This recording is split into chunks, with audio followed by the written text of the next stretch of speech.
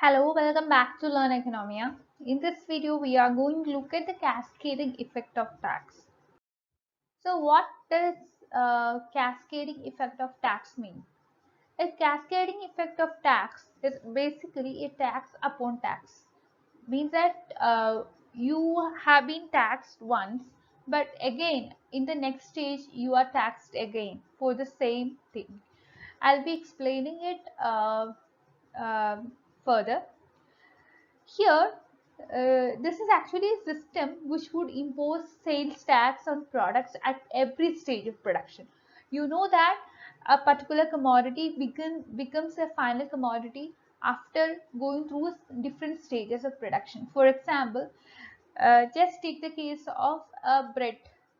Okay, you go and purchase a bread and you pay for the commodity, and along with the price you are paying a part of tax, right? You are paying tax. The money that you pay for the commodity would include the tax for the commodity as well, the sales tax altogether. Now you have to think that the bread that you have brought has not uh, has not been produced as bread as such.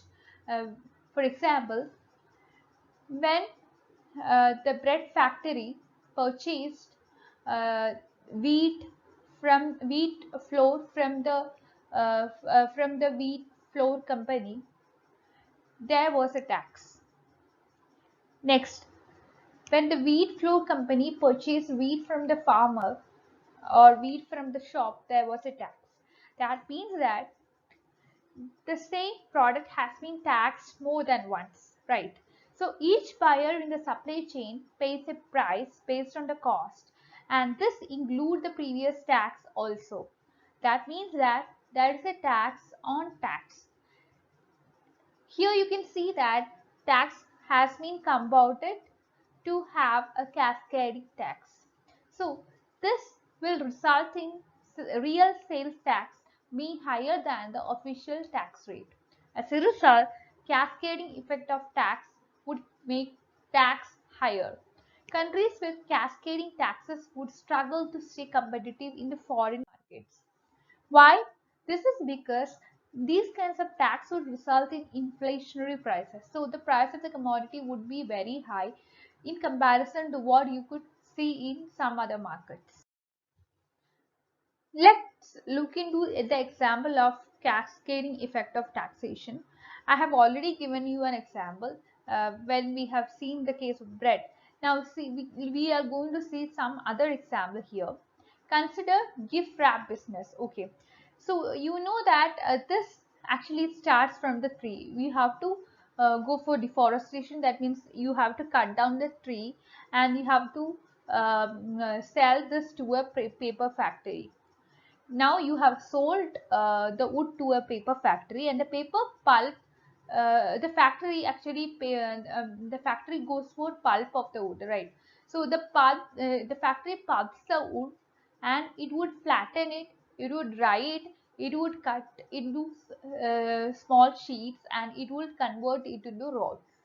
And these rolls are purchased by some other company which would be designing and printing fancy paper, and this is done in large batches and they would sell these in wholesale market, and the wholesaler then sells to retail shops, and after that the retailer, what he or she does is that he would sell this to the individual consumers.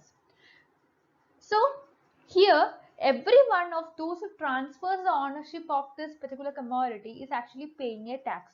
Whenever this this product is transferred from one individual to another individual, there is a tax. That means that the total cost of the transaction is based on the cumulative business cost. So this would cover all the taxes.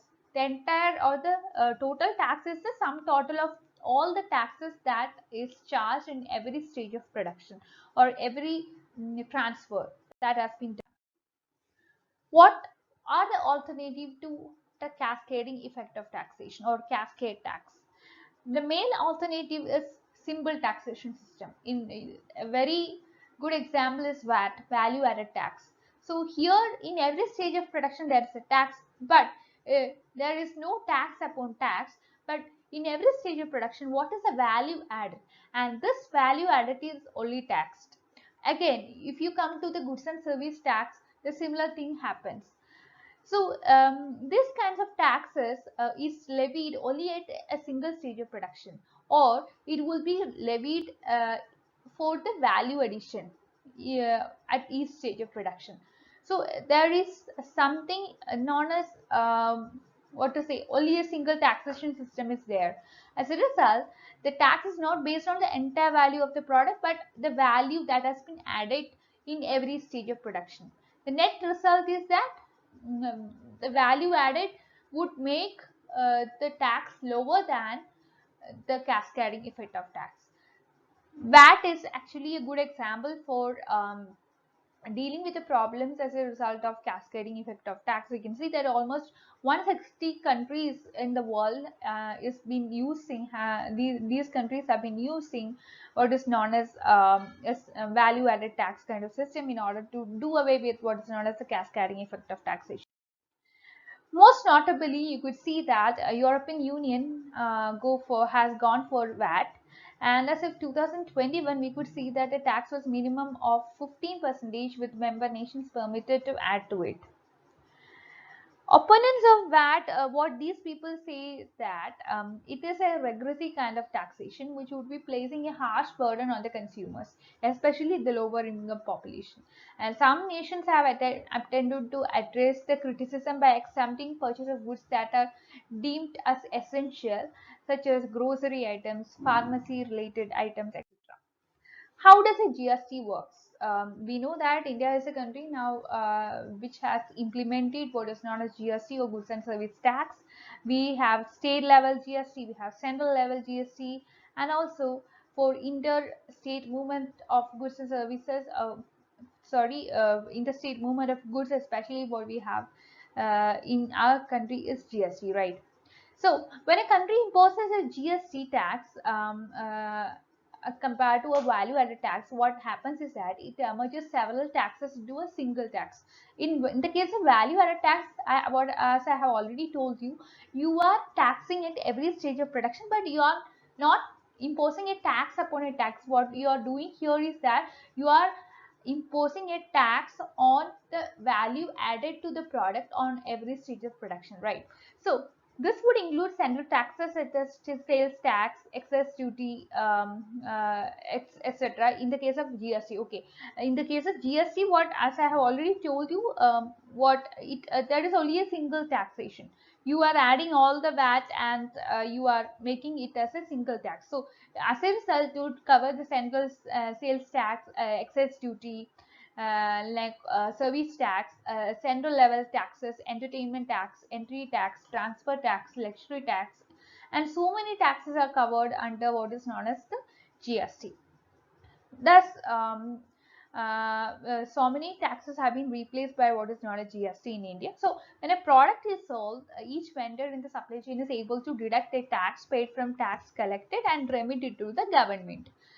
And here we can see that Canada has GST taxes, whereas Mexico has VAT taxes.